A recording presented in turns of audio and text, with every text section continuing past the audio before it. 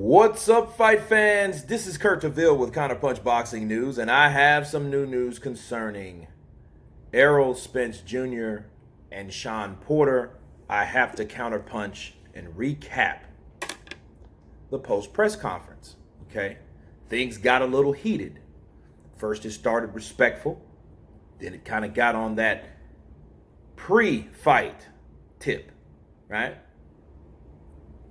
Now everyone showed, respect, nothing but love, you know what I mean? He was tough and I respected from Spence. You know, Shawn Porter was, the fight went 94% the way I thought it was going to go. It was a good fight, rematch. Was chanting Shawn Porter, wanting that rematch, wanting that another opportunity to get those belts back, since now Errol Spence is a unified welterweight champion, and the funny thing about this, what sticks out to me, was when a reporter, I don't know who the reporter was, shouts out to whoever that is, asked about Terrence Crawford. And they were like, well, Terrence Crawford's fans are going to have a field day due to, the type of performance you've had against Shawn Porter and the way that you struggled and the type of fights you had. Especially, you criticized him for being in a tough fight or a close fight with the other fighters. But now, yet you are in a similar fight with Shawn Porter.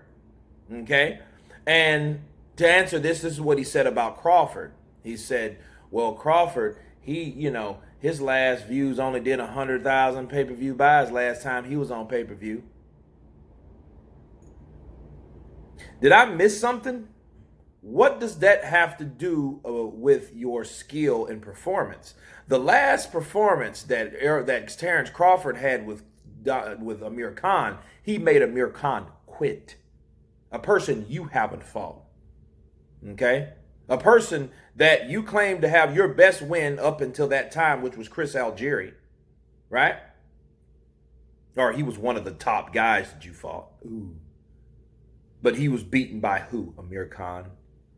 Terrence Crawford destroyed Amir Khan, made him quit to the point he did not want to come back into the ring. He told his trainer he didn't want to come back into the ring with Terrence Crawford. And all you do is talk about revenue. See, it would be different if this was talking about finances. This has nothing to do with money, nothing to do with sales whatsoever. And then he goes that route. The easy route. Not the Porter route no more, because we know the Porter route ain't an easy route. It's the money route. That's the way out for him. He's looking for a way out. When he talks about Crawford, the Crawford fight will come when it comes to it. But you know what? I'm going to go ahead and beat Danny Garcia. I'm going to go ahead and fight Keith Thurman. Then I'll come back in. I'm going to take Pacquiao. And it's like, well, wait a minute.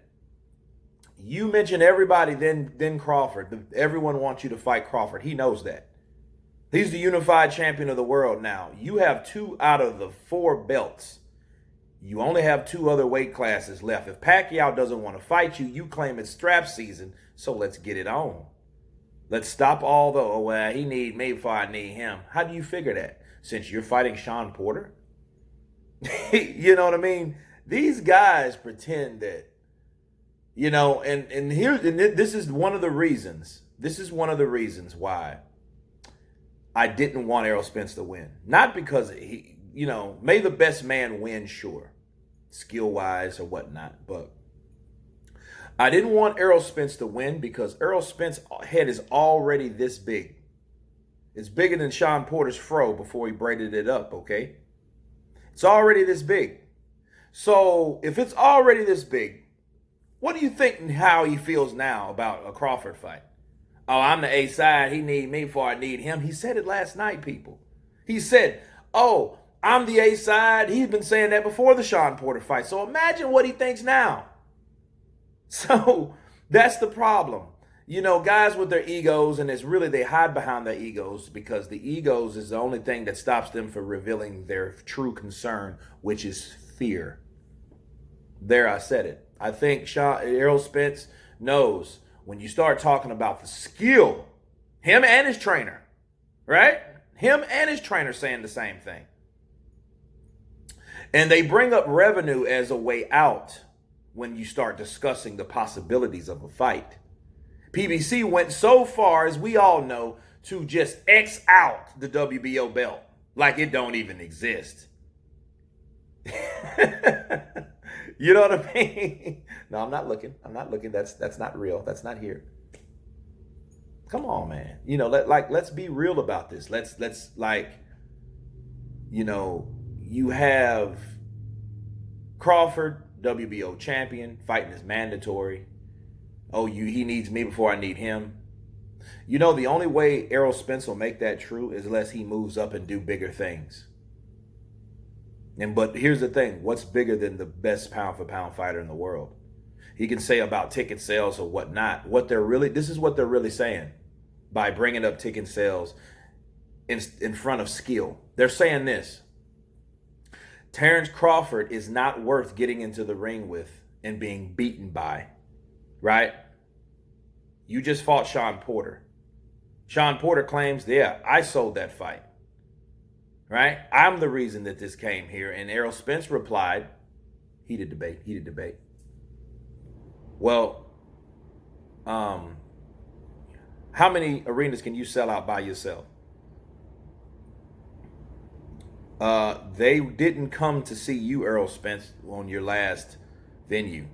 You know, but that's some classic Mayweather stuff. That's classic Mayweather Bible talk. Look, that doctrine with Floyd Mayweather, he claims, 2.5 million pay-per-view buys. Who did that? Me. But with Oscar De La Hoya, though. See, people don't understand it's who you fight. And what I don't get about fighters is they pretend that it's all about themselves. They think it's just people are all coming to see me. No, it takes two to tango. Okay? People are not there to see one fighter. It would be different if you're in there with someone we never heard of. That's the only way you can justify that. But everyone has heard of Shawn Porter. Okay? Everyone has heard of Shawn Porter. So I don't see why people are with this, it's about me, like Errol Spence is, you know? And I know everyone's wanting Pacquiao. That looks like that fight's going to happen. Or really Danny Garcia, honestly, because he said, well, I'm going to go beat Danny Garcia's ass, and then I'm going to fight Pacquiao, get his belt, and all that. So, no, there will not be a Terrence Crawford fight, I don't think, because they know Terrence Crawford is the guy that will beat Spence. His style, he's too limited. We seen it last night, right? Those 1-2 punch combinations, they won't really hold merit to someone like Terrence Crawford. But they know that. That's why they're not going there. That's why they would revert to ticket sales as an excuse not to fight him, along with the network conflictions, you know what I mean? But anyway, you know, things got heated between Shawn Porter and Errol Spence. I think they should run it back. I don't think Errol Spence really should be praising himself that highly, especially after all the mierda he talked before this fight.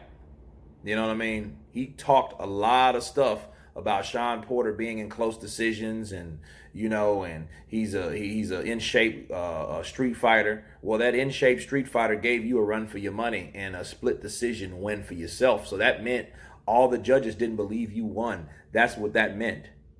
That meant that.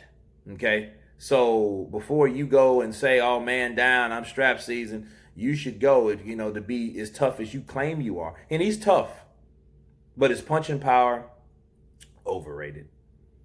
It's due to people he beat. Lamont Peterson, Chris Algieri, those are smaller guys. Those guys are at 140. They should have stayed at 140. Chris Algieri went back to 140. Lamont Peterson retired at 140. Okay? So you're beating smaller guys. Tank Davis is beating smaller guys. So along with Mikey Garcia is once again a smaller guy. So it's not a question of, how did this fight happen the way it happened? It happened the way it happened because he was in there with a guy his size, a guy that was on the level, a guy that was determined, a guy that wasn't smaller than him naturally, right? For that weight class. Because Errol Spence, he said, I can move up, I'll move down. I don't know what the hell that really meant. Move up and move down to what? That made no sense to me. But anyway. But yeah, things got heated, people. They really got heated. And the post-conference was very entertaining because even though the smoke's supposed to settle, everybody's loving each other, it still remains some static in the air with these two guys. And I think they will cross paths again. I honestly believe that, because one thing about Al Heyman, as long as Shawn Porter it gives exciting fights, he will be fighting top fighters. We don't know what his next step will be, but and he is in that same stable. So he's not going anywhere. He's like a brand mark of the PBC because he has his own show on PBC. Him and I think Abner Mattis, right? And another beautiful British hostess. I can't remember her name, but I will in time. But yeah, so Al Heyman will have those guys fighting again if there's no one else to fight. You know, he'll fight. He will give a Shawn Porter rematch before he will go back, before he will consider a Crawford fight. Okay, he didn't even call Crawford as an option, and this was like what, a year ago maybe. So no, that won't be a Crawford Spence fight. Okay, so we look forward to maybe Spence, Danny Garcia, and maybe a Spence Manny Pacquiao fight. But anyway, you guys tell me what you think about this post-conference. I'll leave the link below. Let you guys check it out if you care to share. Of course, please subscribe. And you guys been Counterpunch. Peace.